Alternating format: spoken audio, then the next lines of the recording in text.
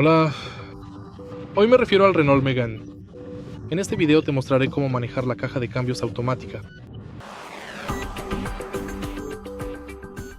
Al principio, presionemos el freno. Ahora, echa un vistazo al centro del coche. Justo aquí tenemos la caja de cambios automática. Para cambiar de estacionamiento a reversa, tienes que presionar el botón ubicado al frente de la caja de cambios y para cambiar de reversa a neutral, simplemente empújala. Luego, si quieres cambiar a drive, nuevamente solo tienes que empujarla. Y si quieres cambiar a B, presiona y empuja hacia abajo.